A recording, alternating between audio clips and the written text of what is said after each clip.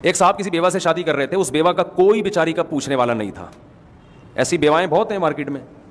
وہ دوسری شادی کر کے اس کا گھر بسا رہے, اور اس بیوہ کا بیان یہ تھا کہ اگر یہ مجھ سے شادی نہ کرتا میں لازمی زنا میں مبتلا ہو جاتی. دفتر میں ہر آدمی ٹیڑھی نظروں سے دیکھ رہا ہے اس کو کہ یار اس کا شوہر تو مر گیا. جوان لڑکی بیوہ ہو گئی تھی.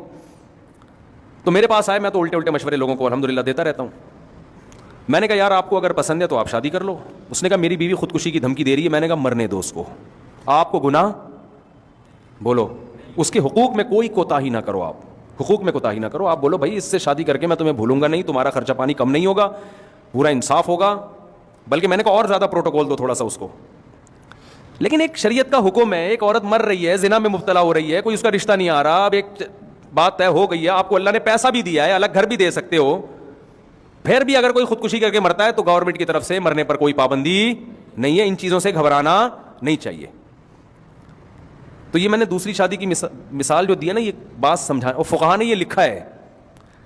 اصل میں اصول سمجھانا چاہ رہا ہوں. دوسری شادی تو بہت دفعہ سمجھا چکا ہوں میں. اصل میں اصول کہ آپ اگر صحیح کرنے جا رہے ہیں, اور وہ صحیح کرنا بہت ضروری بھی ہے, یا تو ہے نا بہت ضروری نہ ہو, پھر ٹھیک ہے لوگوں کی رعایت کرو. ہر فرض کا, ہر اچھا کام کرنے کا نہیں ہوتا, بعض دفعہ اچھے کام میں نقصان زیادہ ہوتا ہے. تو ایسے موقع پہ مشورہ یہ دیا جاتا ہے کہ یار کوئی فرض واجب تو ہے نہیں, تھوڑا بہت ثواب ہے نا, تو ثواب میں نقصان بھی ہو رہا ہے تو چھوڑو اتنا کام کرو جتنا برداشت کر سکتے ہو. لیکن ایک چیز ایسی ہے جس سے معاشرے میں بڑا نقصان ہو رہا ہے, پھر اس میں لوگوں کی پرواہ نہیں کی جائے گی. جو مرتا ہے وہ اپنی ذمہ داری پہ مر رہا ہے, گورنمنٹ کی طرف سے مرنے پر کوئی پابندی نہیں ہے. یہ آج کل اس معاملے میں بھی بہت ہوتا ہے. لڑکیاں کہتی ہیں وہ فلاں ہم پہ عاشق ہو گیا ہے, اب وہ کہہ رہے ہیں اگر آپ نے مجھ سے شادی نہیں کی میں اپنے آپ کو گولی مار لوں گا. یہ بوائے فرینڈ گرل فرینڈ میں ایسا سیٹ اپ چل رہا ہے. وہ دفتر میں عاشق ہو گیا اور میرے ابا شادی پہ مان نہیں رہے ہیں اور وہ تو مر جائے گا. تو میں کہتا ہوں آپ کے ابا کا نام ماننا اس کی علامت ہے کہ وہ آپ کے لیے مناسب نہیں ہے, کیونکہ ابا کا تجربہ زیادہ ہوتا ہے. باپ اپنی بیٹی کے لیے جتنا اچھا سوچتا ہے کوئی نہیں. لڑکیاں تو بیچاری چند لفاظی میں آ جاتی ہیں نا, وہ مر جائے گا تو کیا ہوگا. میں نے کہا کچھ بھی نہیں ہوگا, بہت سارے لوگ دنیا میں مر رہے ہیں. آپ جا کے عیدی سینٹر دیکھو, مردہ خانے بھرے ہوئے, ایک مردے کا اس میں کیا ہو جائے گا, اضافہ ہو جائے گا. کوئی ٹینشن نہ لو ان چیزوں کی. آپ جو اصول ہے نا اس پہ سمجھوتا نہ کرو.